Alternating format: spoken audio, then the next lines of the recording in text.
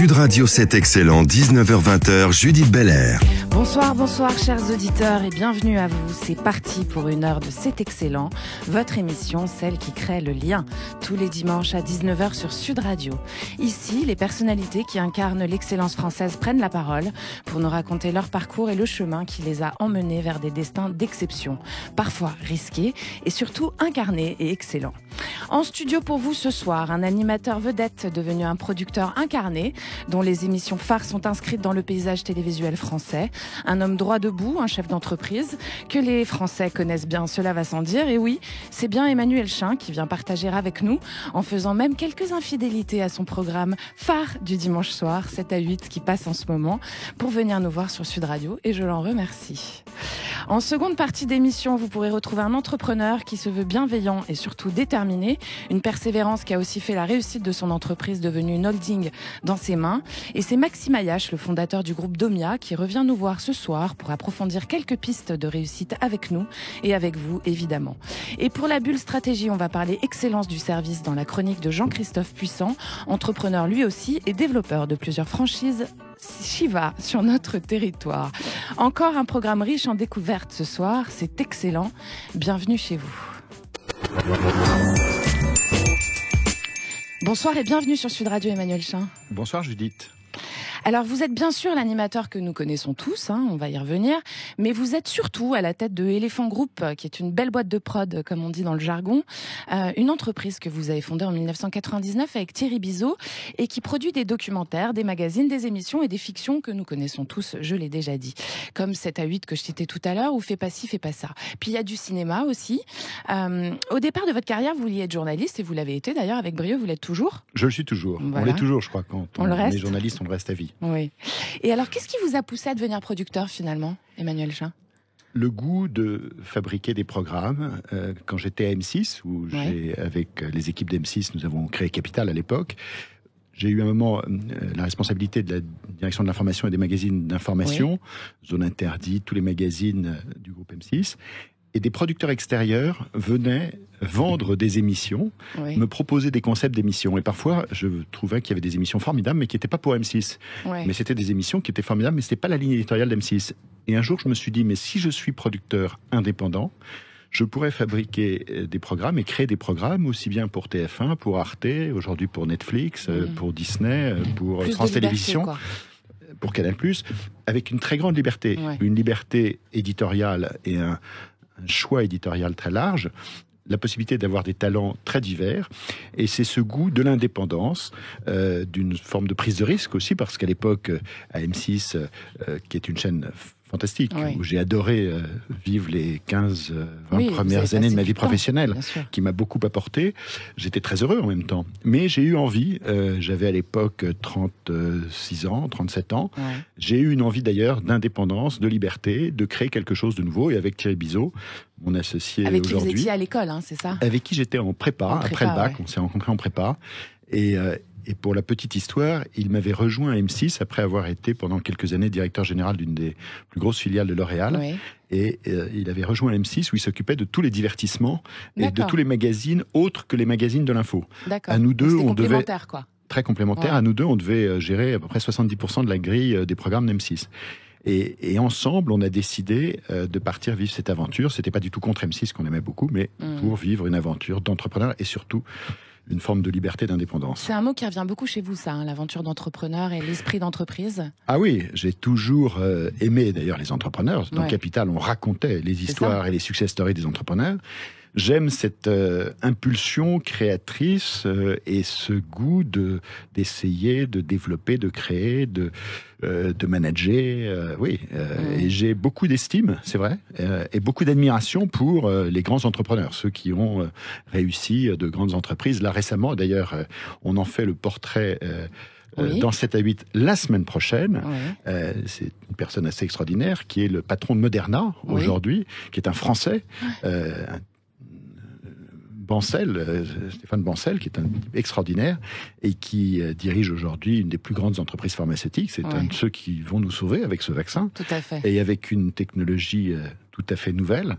Et lui, alors c'est vraiment un entrepreneur. Il a tout quitté en 2010 où il dirigeait les laboratoires Mérieux à Lyon pour rejoindre une start-up dans la Silicon Valley avec un brevet qui avait été découvert par des chercheurs de Pasteur en 1965 qui avaient essayé de le développer, qui n'avaient pas réussi à en faire quelque chose de commercialisable et qui est ce brevet de l'ARN messager qui a permis et à Moderna et à Pfizer d'avoir les premiers vaccins qui ont un taux d'efficacité remarquable.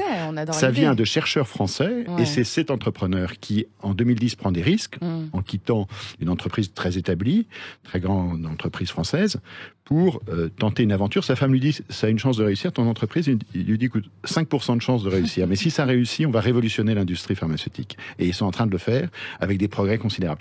Et ce genre d'histoire, ce genre effectivement de parcours, je les ai toujours beaucoup respectés et c'est vrai que j'aime assez ça. C'est la prise de risque en fait aussi qui est assez étonnante finalement. Alors il y a toujours une prise de risque quand vous êtes porté par une conviction, parce que ça vous donne des ailes, mais c'est vrai dans beaucoup de domaines de la vie, pas que dans le domaine des affaires. Et donc ce que j'aime surtout, c'est les gens qui ont des convictions, qui ont des visions, qui ont des envies, parce que je trouve que la vie est courte, donc il faut vivre ses envies et ses passions. Bien sûr. Et puis on peut avoir plusieurs vies. Moi j'ai eu une première vie avec Capital, qui a été une vie professionnelle fantastique, une seconde vie avec Éléphant, qui est cette société effectivement qui emploie aujourd'hui plus de 250 personnes, qui produit des programmes pour toutes les chaînes de télévision, pour les plateformes, aussi bien des séries télé, des documentaires, des magazines, des programmes aussi pour les entreprises et les marques. Mais j'aurai peut-être une troisième vie demain, enfin demain après-demain, parce que je suis très attaché à Éléphant pour quelques années. Et voilà, c'est ce qui fait le bonheur de la vie. Ouais. Alors avec Éléphant, vous investissez aussi à l'international et notamment en Afrique, j'ai vu, en Angleterre également. Vous avez des bureaux là-bas, c'est ça? Vous avez on a des bureaux. Non, on a créé. Alors à Éléphant, on a toujours créé from scratch. On est parti de zéro et avec un modèle qui était un modèle. Je crois très intéressant, qui était d'associer les patrons des filiales que nous créons au capital de ces filiales. C'est-à-dire qu'on leur donne des actions. Donc, oui, mais ça voilà. Donc, aujourd'hui, je parlais de Thierry Bizot, nous sommes 7 ou 8 associés à Éléphant. Nous avons des associés pour la fiction, le documentaire et en Côte d'Ivoire, à Abidjan, nous avons un des journalistes d'Éléphant a eu envie de créer là-bas une structure et nous avons fait une première émission qui existe depuis 4 ans, qui est une sorte de capital entre guillemets africain qui s'appelle Made in Africa, qui raconte des success stories sur le continent africain. Il y en a quelques-unes aussi. Il y en a beaucoup. Et donc à partir de cette émission, on a construit, on produit pour Canal+, on produit des documentaires, on produit aussi pour des entreprises ce qu'on appelle des contenus de marque également. Donc c'est un territoire très très nouveau, l'Afrique, et c'est une petite structure, mais il y a aujourd'hui 8 employés et tous sont ivoiriens en dehors de la personne qui dirige, qui vient d'Éléphant, parce qu'on a tenu évidemment à travailler avec des journalistes locaux, avec des caméramans locaux, avec des équipes. Pour être sûr d'avoir les infos vraiment.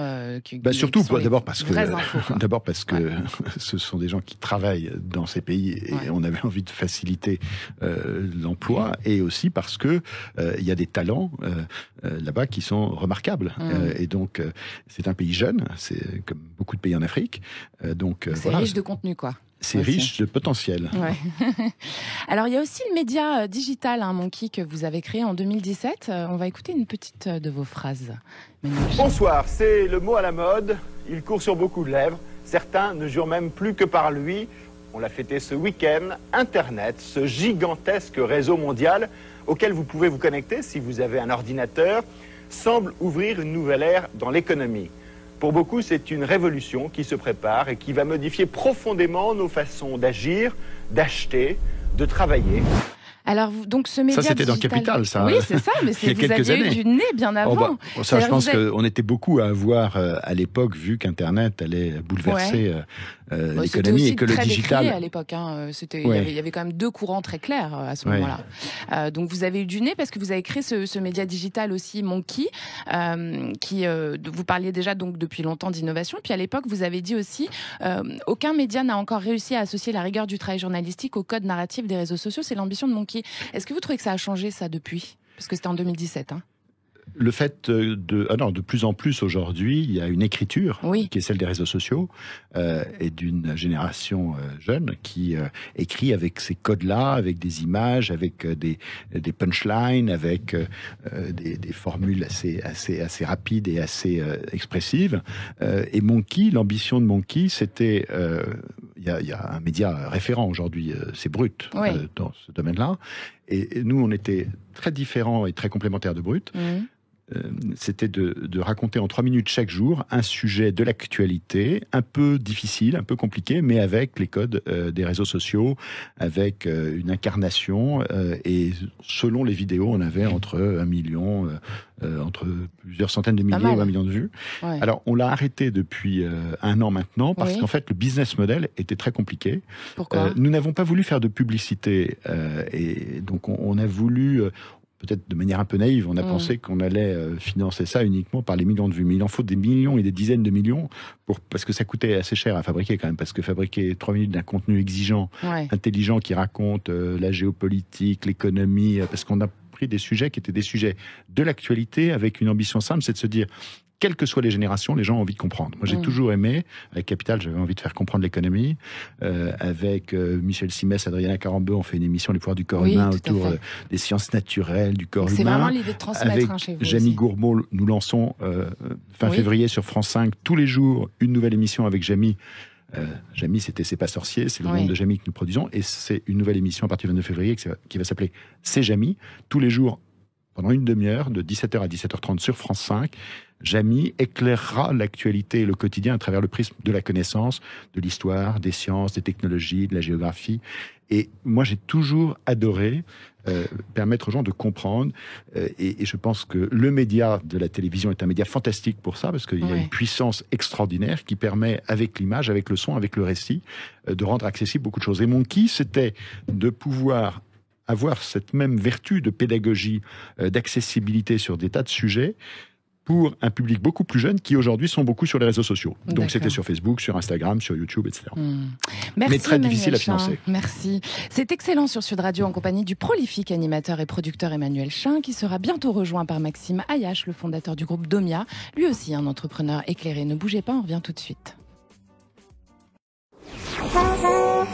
Sud Radio, c'est excellent, 19h-20h, Judith Belair. C'est excellent, vous êtes bien sur Sud Radio et nous aussi. On parle d'entreprises et d'entrepreneurs ce soir, de toutes ces personnalités qui incarnent leurs projets depuis le départ et contre vents et marées parfois, en continuant chaque jour à chercher l'excellence. Ce soir, nous sommes avec le producteur, animateur et journaliste Emmanuel Chin, qui va être rejoint dans pas très longtemps par le fondateur du groupe Domia, Maxime Ayache. Et juste avant ça, on parlera excellence du service dans la bulle stratégie de la semaine avec Jean-Christophe Puissant.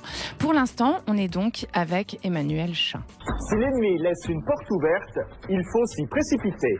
Sun Tzu, 500 ans avant Jésus-Christ.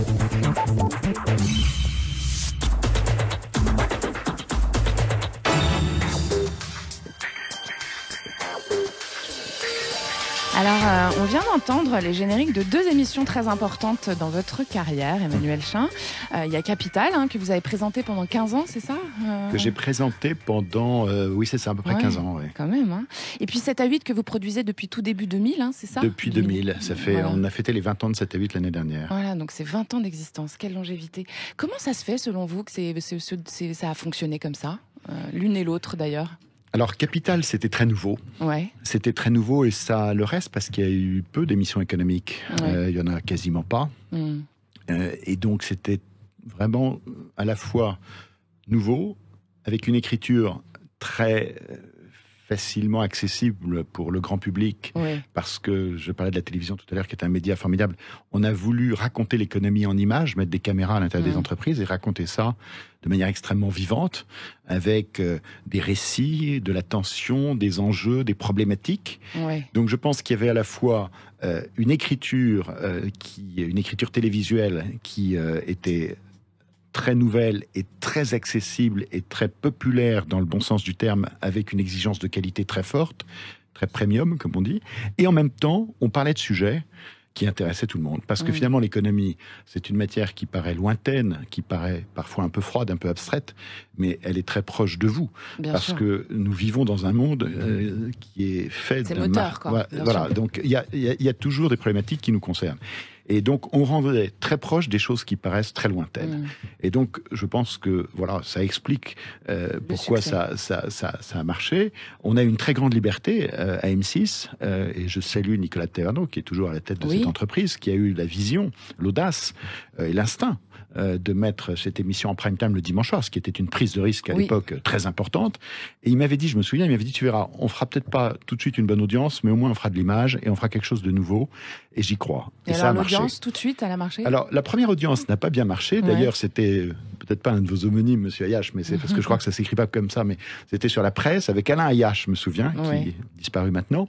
Et ça n'avait pas très bien marché. L'émission était bonne, mais on n'avait fait pas une très grosse audience. Et Nicolas m'avait dit, écoute, l'émission était bonne, c'est lui qui m'avait dit ça. Il m'a dit, par contre, le thème, la presse, c'est peut-être pas très grand public. Et celle d'après, on l'avait appelée la grande bouffe. Comme j'avais travaillé chez Danone dans l'industrie agroalimentaire, je me suis dit, on va raconter les coulisses de l'industrie agroalimentaire. Et là, on avait fait un carton. Mais un tel carton, quand on avait vu les audiences le matin, je m'étais dit, c'est pas possible. Parce qu'à l'époque, M6 devait faire 6-7% de part de marché, on avait fait 17%. Énorme. Et ça m'avait paru insensé. Donc voilà. Alors 7 à 8, c'est une autre formule. Et 7 à 8 aussi, c'est très nouveau. C'était très nouveau.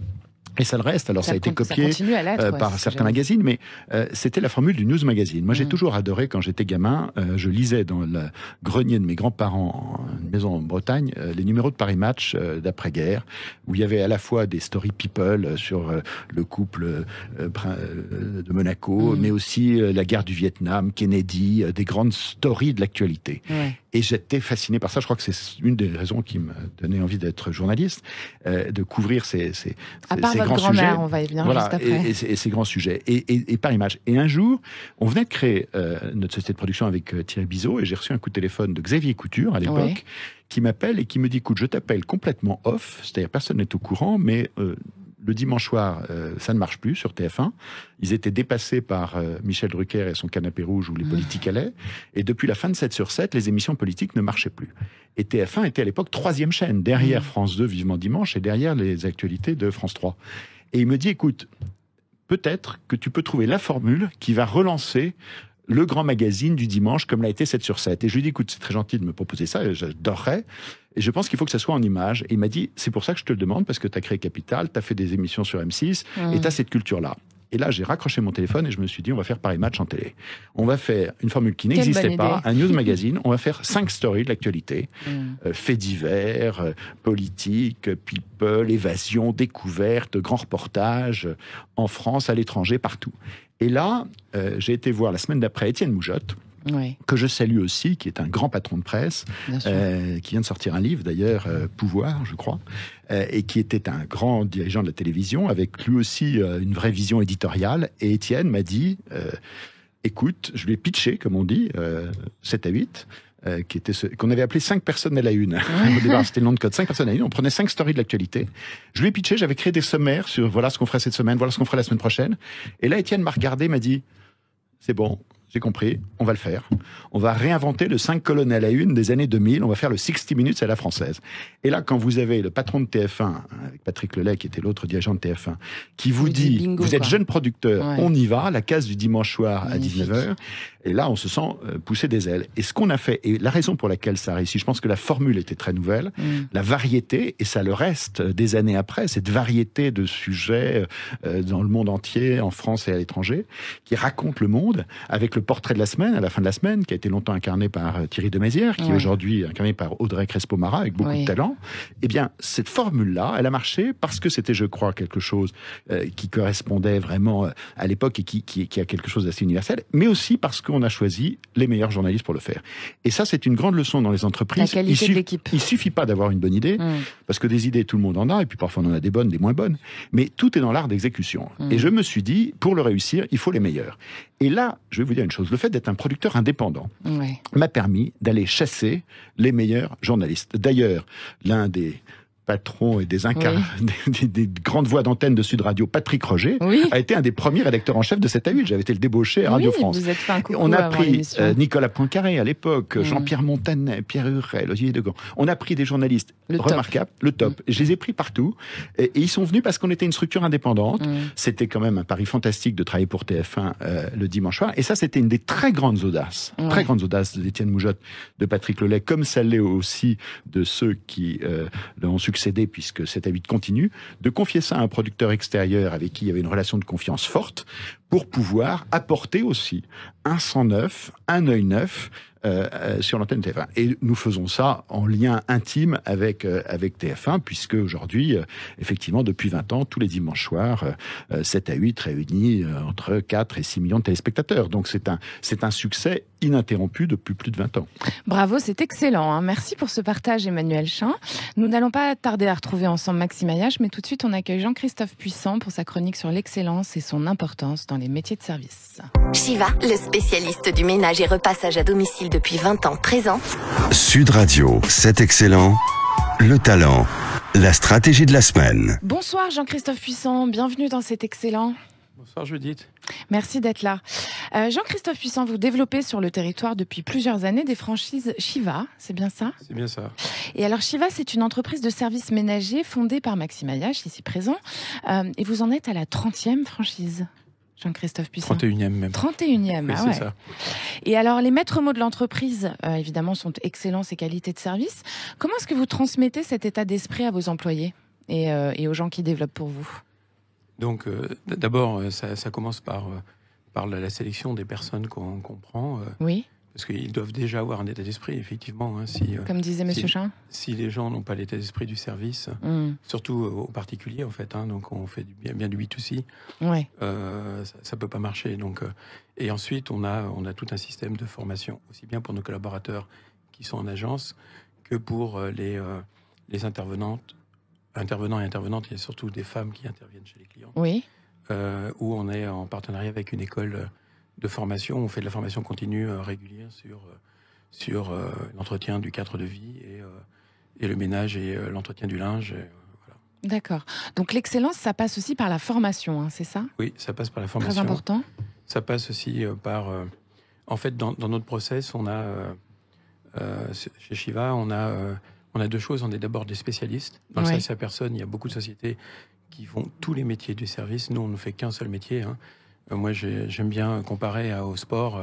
Si vous prenez un décathlonien qui est très bon dans 10 épreuves, et il est vraiment bon dans 10 épreuves, mais par rapport à un spécialiste, par exemple, si je prends Kevin Meyer, qui est champion du monde de décathlon, par rapport à Lavinelli à la perche, il est moins bon. Et donc, nous, on fait qu'une épreuve qui est du ménage et repassage, et on fait pas du jardinage, on fait pas de la garde d'enfants, on fait pas des personnes âgées, on fait pas du bricolage, et ainsi de suite. Donc en fait, en étant spécialiste, on est forcément meilleur, et on travaille sur l'excellence, et on fait toute la journée, en fait, on ne s'occupe que du ménage et du repassage chez les gens. Ensuite, on a la proximité. Oui. En fait, on a un métier très particulier où au-delà de la qualité, c'est aussi la confiance. Les gens nous donnent les clés de leur maison, en fait. Hein. Oui. Donc, ils doivent avoir confiance en nous et la personne qu'on va mettre chez eux. Donc, on a de la proximité. C'est-à-dire qu'on est proche de nos clients. On a des agences à peu près de partout. Enfin, moi, j'en ai 31, mais j'en ai sur un département comme les Yvelines, j'en ai 10. Donc, forcément, on est très proche des clients. Ce qui permet aussi aux intervenants d'avoir très peu de trajets pour aller d'un client à l'autre. Donc, ils ont pas de soucis à se poser sur savoir comment je fais pour aller à l'autre client, et ainsi de suite. C'est très proche. Et ils s'occupent vraiment de bien faire leurs prestations. On parle d'esprit entrepreneurial depuis tout à l'heure. Vous êtes entrepreneur aussi, Jean-Christophe Puissant. Pourquoi est-ce que vous avez choisi de développer des franchises et pas de créer votre propre entreprise, par exemple ? C'était le hasard, en fait. Oui. Quand j'ai décidé de me mettre à mon compte, il y a à peu près 9 ans, je cherchais en fait à racheter une société. Oui. Et je suis plutôt un développeur qu'un créateur. D'accord. Et donc, par hasard, j'ai rencontré quelqu'un de chez Shiva, et ils m'ont vendu leur business model, leur société. Ça m'a plu. Et vous en êtes satisfait aujourd'hui ? Je suis très content. Je regrette aucunement de m'être lancé chez Shiva. Rapprochez-vous du micro. Pardon. Ouais. Il y a 8 ans. Et globalement, ça marche bien. On est sur un marché porteur qui marche bien. Hormis depuis 10 mois, on va dire, où c'est un peu plus compliqué. Oui, comme pour tout le monde, on le sait. Mais donc on a un marché porteur, et si on fait bien notre métier, si on fait bien le service, ça marche vraiment encore mieux que la moyenne, quoi. Bien sûr. Bon, moi, depuis que je suis chez Shiva, ça fait maintenant 8 ans, j'ai eu une croissance de 30-35% tous les ans. Ah, c'est énorme quand même. C'est énorme, oui. Bravo Maxime Ayache pour l'impulsion que vous donnez à vos franchisés. J'ai commencé à 8 ans, j'avais une salariée en direct dans une agence et j'avais 20 intervenants. Aujourd'hui, j'ai 60 personnes dans les agences et 1200 intervenants. Quoi. Avec le même niveau d'excellence à chaque fois ? Alors, on essaye en tous les cas d'avoir toujours le même niveau. Comment est-ce que vous faites pour contrôler ça ? En fait, on a des process, on a des reportings réguliers, on a des tableaux de suivi et de qualité aussi. Hein. On a des questionnaires qu'on envoie régulièrement à tous nos clients avec des retours fréquents à toutes les étapes de la vie du client chez nous. D'accord. Donc il y a des vraies enquêtes de satisfaction. Exactement. Quoi. D'accord. Et on suit ça régulièrement. Merci beaucoup pour votre partage, Jean-Christophe Puissant. Je rappelle donc que vous êtes à la tête de 31 exactement franchises Shiva sur le territoire français en plein développement. Merci pour votre témoignage et votre passage par les studios de Sud Radio. Et puis prenez soin de vous. À bientôt. Merci. Au revoir. Merci beaucoup. C'est excellent sur Sud Radio avec l'entrepreneur et producteur Emmanuel Chin qui va être rejoint dans un instant par un autre chef d'entreprise déterminé, on le sait bien, Maxime Ayache. À tout de suite. Sud Radio, c'est excellent, 19h-20h, Judith Belair. Merci d'avoir choisi Sud Radio, la radio qui vous parle vrai. C'est excellent de vous retrouver comme chaque dimanche à 19h. Bienvenue à vous qui nous rejoignez peut-être. Nous sommes aujourd'hui en compagnie de 2 entrepreneurs, 2 hommes qui chacun à leur manière aiment l'entreprise, qui le leur rend bien. Il s'agit du producteur Emmanuel Chin et du fondateur du groupe Domia, Maxime Ayache. Bienvenue chez vous Maxime Ayache. Bonsoir Judith. Vous qui devenez un habitué des studios de Sud Radio. On vous entend pas mal dans mon émission. Merci de m'accueillir, surtout à vous. C'est un grand plaisir. Alors, on va évidemment parler de la jeunesse de votre parcours qui vous a amené ou emmené à être vous. Mais tout d'abord, j'avais envie de poser une question sur l'entrepreneuriat, question qui est aussi pour vous, Emmanuel Chin. On a reçu dans cette émission il y a quelque temps Léonidas Kalogeropoulos qui a développé un terme. C'est un lobbyiste qui travaille beaucoup pour faire évoluer les choses dans la société française. Ce terme, c'est l'entrepreneurialisme. Donc, pour l'esprit d'entreprise, il dit en gros que cet esprit est la source principale de richesse des nations et que c'est une solution concrète aux besoins d'intérêt général. Est-ce que la France a besoin d'entrepreneurs, Maxime Ayache ? Écoutez, vous me posez la question, je vais vous répondre forcément oui. Imaginez que je vous dise non. Mais en plus, je le pense. Et pourquoi ? Pourquoi c'est aussi important ? Parce que je dirais l'entreprise et l'entrepreneur, c'est la création de richesse. La création de richesse, c'est la création de valeur. Et c'est la création de valeur, c'est la création, si vous voulez, de l'emploi. Et c'est la création de l'économie. Et alors, les économies, il y a des économies établies.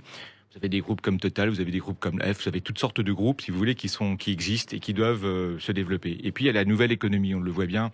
Vous faisiez référence tout à l'heure à l'Internet, c'est pas si longtemps. En même temps, il y a toutes sortes d'économies qui se sont bâties de là. Et puis, l'économie avance, l'économie se développe. Et pour que l'économie avance, l'économie se développe, il faut des hommes et des femmes qui la créent. Ouais. Et c'est à partir de là, l'économie, c'est pas statique. L'économie, ça bouge. Et c'est pour ça qu'on a besoin d'entrepreneurs. Ouais. Vous êtes d'accord avec ça, Emmanuel Chin ? Je suis complètement d'accord. Et l'exemple de franchisé qu'on vient d'entendre tout à l'heure, qui rend un service avec une qualité, donc les entrepreneurs et les créateurs d'entreprises et tous les gens qui travaillent avec eux, parce qu'ils ne sont pas seuls, répondent aussi à des besoins et ont cette exigence de satisfaire les clients, d'inventer, de créer, d'exécuter avec un grand savoir-faire. Bien sûr. Et puis certains ont des visions, parce que comme vous venez de le dire, l'économie, c'est de l'innovation, du progrès, des choses nouvelles. Je parlais de Moderna tout à l'heure, et du vaccin avec ces nouvelles technologies de l'ARN messager qui ont permis de développer et de sortir des vaccins extrêmement efficaces en quelques mois, là où l'industrie pharmaceutique mettait plusieurs années. Ce sont des entrepreneurs et des inventeurs qui ont permis de le faire. Donc oui, je crois beaucoup à cette culture-là. Innovation. Vous en êtes 2 beaux représentants, messieurs, d'ailleurs. Mais il y en a tellement. Et en France, il y en a de plus en plus, et il y en a beaucoup. Et il y a eu des grands entrepreneurs Maxime qui ont créé de grandes entreprises. Oui, l'innovation, c'est pas uniquement la technologie. L'innovation, ça peut être le service. Bien sûr. Il y a des gens comme, on vous parlait, Emmanuel de Stéphane Bancel, oui, c'est un homme extraordinaire. Mais tout le monde n'est pas comme ça, tout le monde n'est pas capable d'imaginer les technologies, mais on peut imaginer de nouveaux services, on peut de nouveaux process, de nouveaux... Bien sûr. Regardez, dans notre secteur, on ne fait pas des choses extraordinairement compliquées, mais le faire bien, apporter des bonnes solutions d'éducation, des bons services à nos clients, c'est une vraie innovation. Ouais. Et donc tout le monde à son niveau peut apporter l'innovation, et Emmanuel également nous présenter ses activités de producteur, c'est innovant. Bien sûr. L'innovation, c'est pas que la tech. Non, Bien c'est sûr. sûr. Maxime Aya, j'ai fait ma petite enquête. Vous avez évidemment fondé le groupe Domia, on le sait, en commençant par Acadomia, si je ne me trompe pas, c'est ça, en 1989 Exactement, en 1989, j'ai fondé le groupe Acadomia, dont je suis toujours un des dirigeants. Et alors, on m'a dit que vous étiez aussi un grand amateur de sport, Maxime Ayache. Dans le sport, on parle de dépassement de soi, et on en parle aussi dans la création de concepts d'entreprise. Est-ce que les deux sont liés chez vous ? Est-ce que la volonté, c'est le secret de l'excellence, en fait, dans les actions, finalement ? Alors, la volonté, est-ce que c'est le secret de l'excellence ? En tous les cas, c'est une des conditions de l'excellence. Il y en a plusieurs autres. Oui. La première, c'est effectivement, si on n'a pas envie, il ne faut pas faire. La vie d'entreprise, c'est comme la compétition, ce n'est pas simple, c'est compliqué, c'est de l'adversité, mais c'est aussi beaucoup de sources de satisfaction. Après, il y a d'autres conditions. La seconde, c'est qu'il faut travailler. Ouais. Il faut vouloir, et c'est plus facile de travailler si on a envie. Si on n'a pas envie, on n'a pas envie de travailler. C'est juste évident. Après, il faut avoir un peu de talent. Alors, chacun à son niveau. Il y en a qui ont des grands talents, d'autres des petits talents, mais tout le monde a un talent. Il faut avoir du talent. Et puis après, il faut de la chance. Mais si on récapitule, en réalité, de la volonté, tout le monde peut en avoir. Ouais. Du travail, tout le monde peut travailler. Du talent, chacun à son niveau. Parfois, c'est injuste, mais tout le monde en a. Tout le monde a un talent. Et puis la chance, on en a tous. Donc, ce qui veut dire, en fait, en réalité, ce qui va différencier tout le monde est capable de le faire, tout le monde est capable de faire ce tout le monde ne peut pas faire. Facebook, tout le monde ne peut pas faire Microsoft, mais tout le monde peut réussir à son niveau quelque chose de plus ou moins très intéressant. Et c'est ça la beauté de l'entrepreneur. C'est qu'on peut tous réussir, on peut tous entreprendre quelque chose. Donc on est tous des entrepreneurs finalement, donc à condition de le vouloir. Ouais. À condition de le vouloir. On n'est pas tous forcément des gens capables d'imaginer, de créer ex nihilo. Ça non. Mais tout le monde peut comprendre. Quand on voit le parcours de Jean-Christophe qui m'a précédé. Jean-Christophe Puissant, oui. Jean-Christophe Puissant, son talent, c'est de développer. Son talent, c'est de mettre en œuvre. Ça n'a peut-être pas été celui d'imaginer, ça a été le nôtre. Mais on s'est retrouvés et on a gagné ensemble. Bien sûr. Alors, vous avez donc créé votre première entreprise de soutien scolaire Acadomia en 1989, Maxime Ayache, et 10 ans après, des dizaines de franchises, et plus que des dizaines d'ailleurs, commencent à couvrir le territoire. Puis en 2002, c'est Shiva qui naît.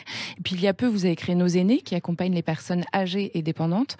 Est-ce que vous aviez défini en amont un plan de développement, ou est-ce que c'est le marché et la réponse de vos utilisateurs finalement qui vous a poussé à développer ?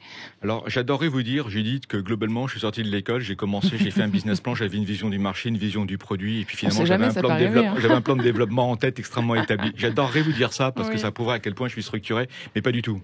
Non. C'est absolument pas comme ça. C'est par hasard tout ça, ou c'est Non, il n'y a pas de hasard. Il n'y a pas de hasard. Si vous voulez, il n'y a pas de hasard, mais je l'avais pas forcément en tête de cette façon-là. Ce que j'avais en tête, en revanche, ce que j'avais compris, c'est qu'il y avait un vrai besoin. Un vrai besoin, l'éducation, et puis après, on l'a vu, l'entretien de la maison, tout ça, c'était du marché au noir.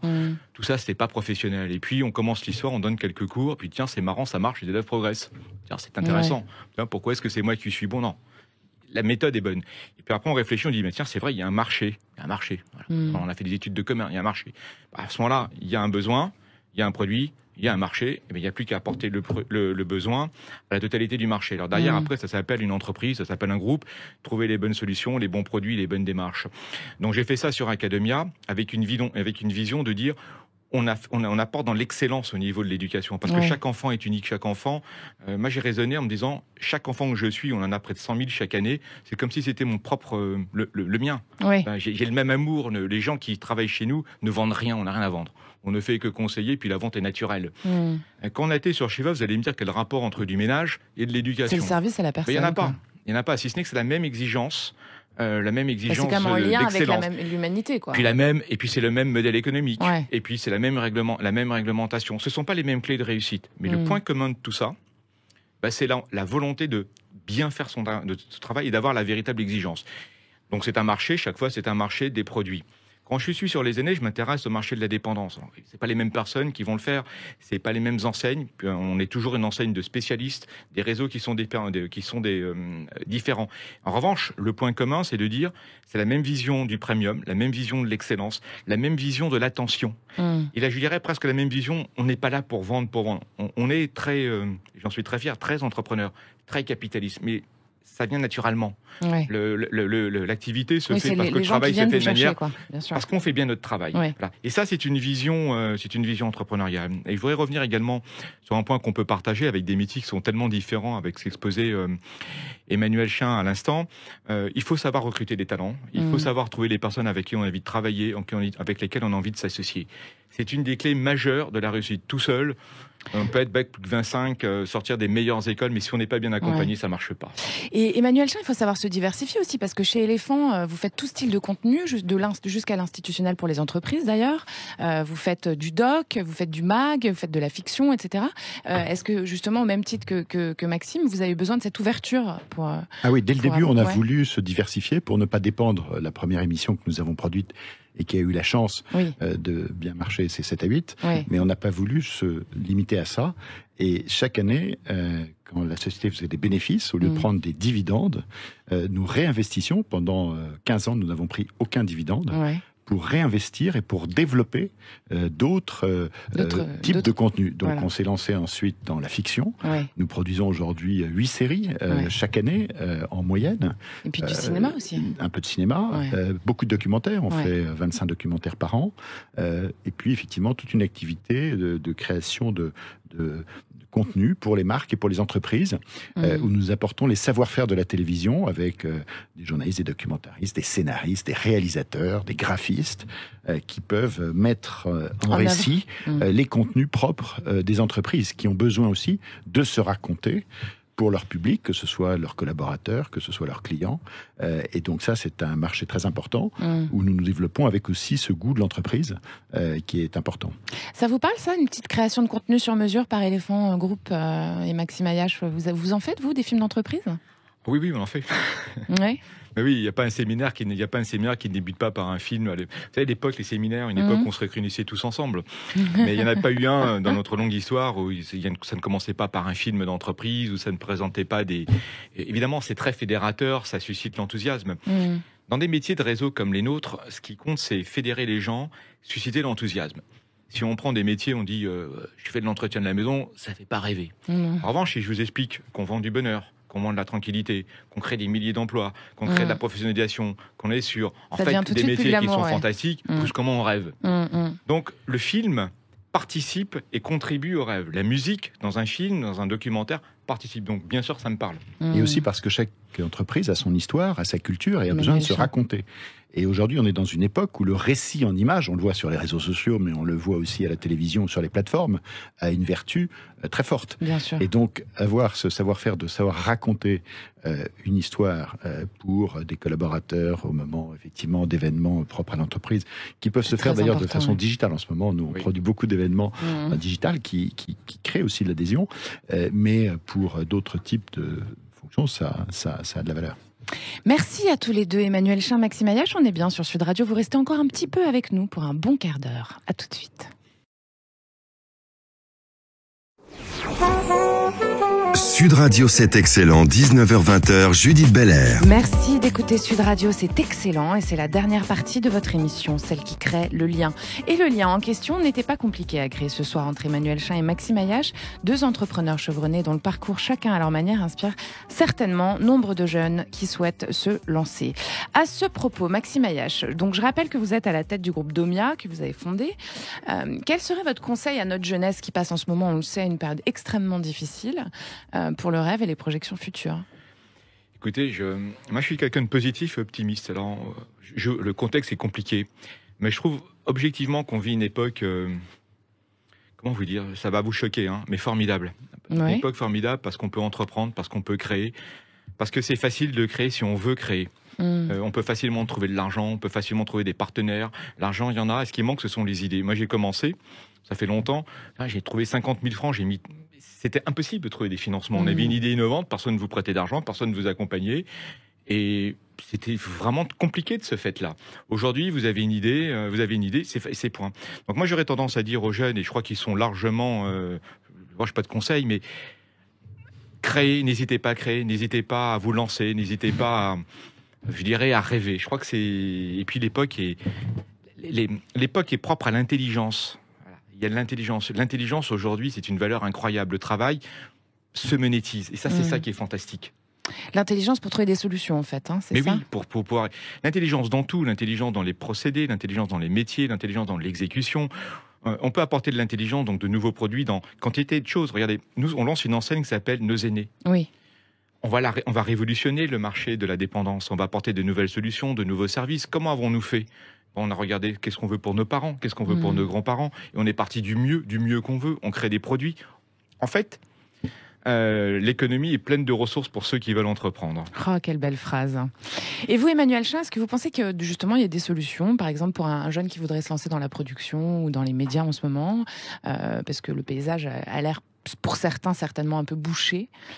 Dans nos métiers de la production, c'est un marché très porteur avec les plateformes qui arrivent, les chaînes de télévision qui restent très puissantes.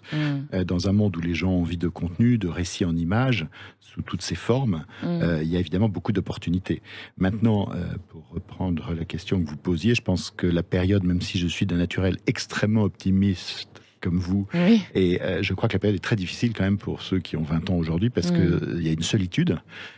C'est un âge où on a envie d'être avec ses amis, voilà. Et quand on est seul, quand on bosse pas, ça doit être extrêmement difficile. Donc le conseil, c'est d'essayer d'être patient, de cultiver quand même une relation quand on a la chance d'avoir une famille autour ou d'avoir quelques amis avec qui on peut échanger, malgré tout, malgré le couvre-feu, parce qu'effectivement c'est compliqué.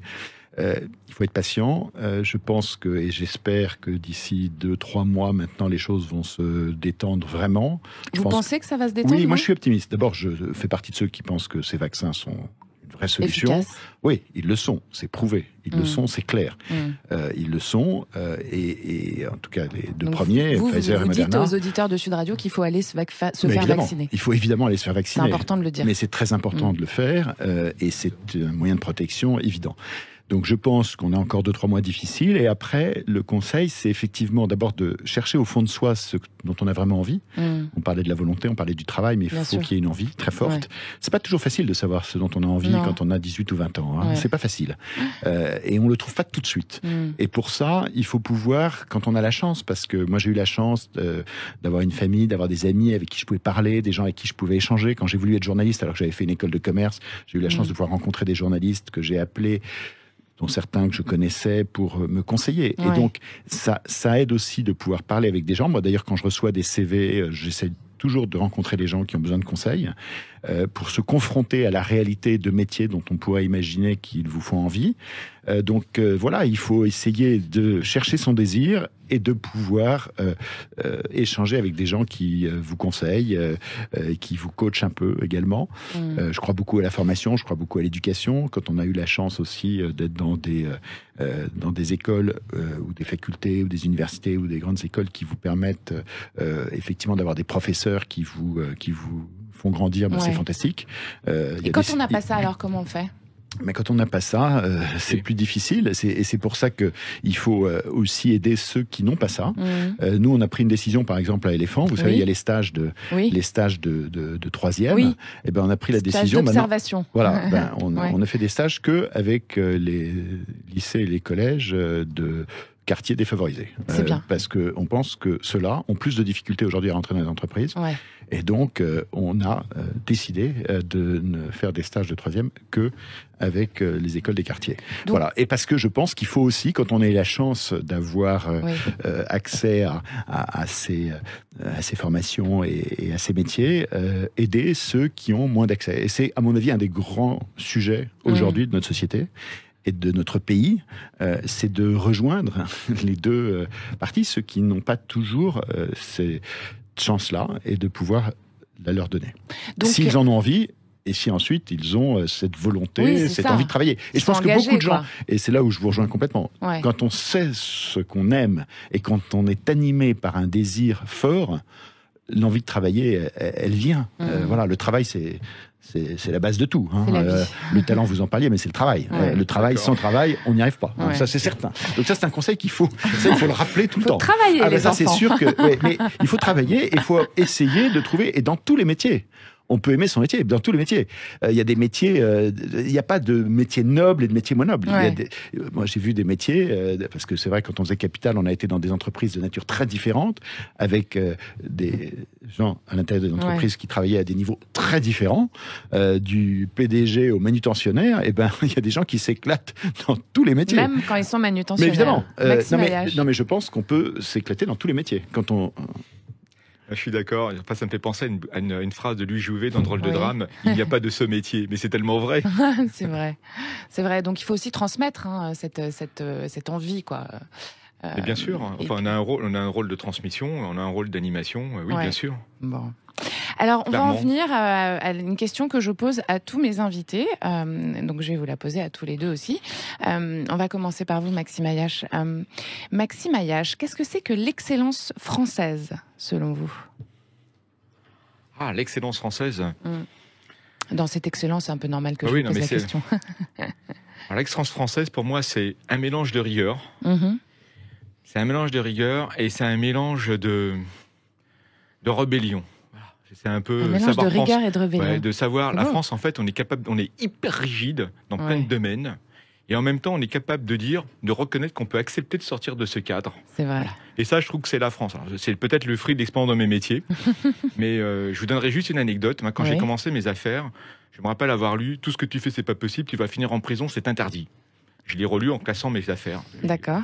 Sur le modèle économique. Et puis aujourd'hui, on est reçu au plus haut niveau, on nous dit ce que vous faites, c'est formidable. Ouais. Mais effectivement, c'était pas possible, et effectivement, c'était interdit. Mais effectivement, la transgression, et c'est ce qui se peut-être la vision. Transgression intelligente encore, mais c'est ça. On peut le faire en France, on peut vraiment le faire. On a le droit de transgresser à condition d'avoir raison. C'est une vraie démocratie, quoi. Quand même, hein oui, on est une vraie démocratie. Non, parce qu'elle est un peu décriée en ce moment, donc j'appuie sur les mots exprès. On est un pays, on est un très très beau pays, un pays formidable. On est une exception ici, qui mérite vraiment d'être aimé, et qui souffre, et quand il souffre, je souffre. C'est beau. Emmanuel Chin, qu'est-ce que c'est pour vous l'excellence française alors ?